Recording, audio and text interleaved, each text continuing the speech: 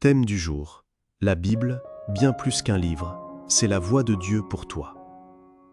Bonjour à tous, et que la grâce de notre Seigneur Jésus-Christ soit avec vous. Aujourd'hui, je veux vous parler de quelque chose qui est au centre de notre foi, mais qui peut parfois sembler lointain ou complexe. La Bible. Ce livre que beaucoup considèrent comme un simple recueil de textes anciens est en réalité bien plus. C'est le souffle même de Dieu pour nous, pour toi, pour moi. Ouvrons nos cœurs et nos esprits à la parole du Seigneur dans 2 Timothée 3,16. Toute écriture est inspirée de Dieu et utile pour enseigner, pour convaincre, pour corriger, pour instruire dans la justice. 2 Timothée 3,16. Méditons sur cette vérité profonde. Toute écriture est inspirée de Dieu. Le mot grec utilisé ici est théopneustos, qui signifie littéralement « soufflé par Dieu ». C'est comme si Dieu lui-même avait soufflé sa vie, son esprit, sa pensée dans les mots que nous lisons. La Bible n'est pas une création purement humaine, mais une collaboration divine, où le Créateur communique avec ses créatures. C'est pourquoi elle est si puissante. Ce n'est pas l'opinion d'un homme sur Dieu, mais la révélation de Dieu sur l'homme, sur le salut, sur la vie. Elle n'est pas un texte mort, mais une parole vivante qui continue de parler, de transformer et d'agir aujourd'hui. Notre verset continue en nous expliquant l'utilité de cette parole inspirée. Elle est là pour enseigner. Elle nous révèle qui est Dieu, ce qu'il a fait pour nous et quel est son plan pour nos vies. Elle nous donne les fondations solides de notre foi. Elle est là pour convaincre, pour nous montrer nos erreurs, nos péchés, avec douceur et vérité.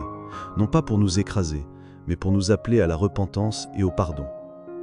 Elle est là pour corriger, comme un père qui redresse son enfant avec amour. La parole de Dieu nous remet sur le droit chemin. Elle est une boussole dans la tempête, un phare dans la nuit.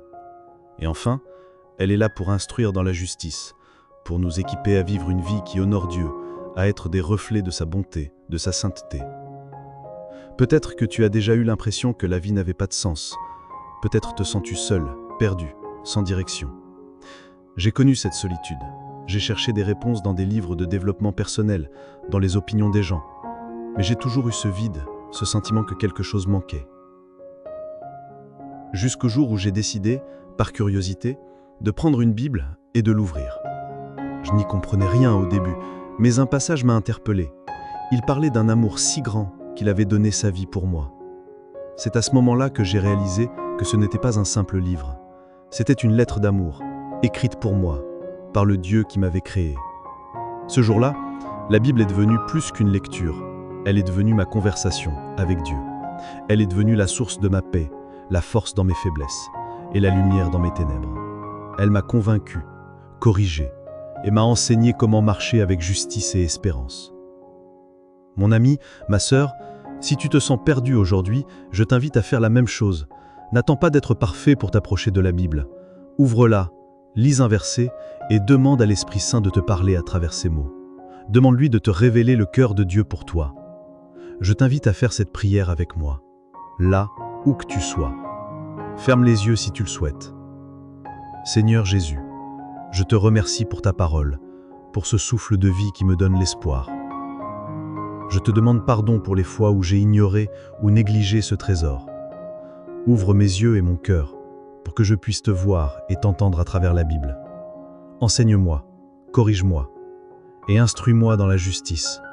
Que ta parole soit une lampe à mes pieds et une lumière sur mon sentier. Au nom de Jésus, Amen. Dis Amen si ce message t'a parlé. Partage-le à quelqu'un qui en a besoin. Abonne-toi pour recevoir plus de messages inspirés.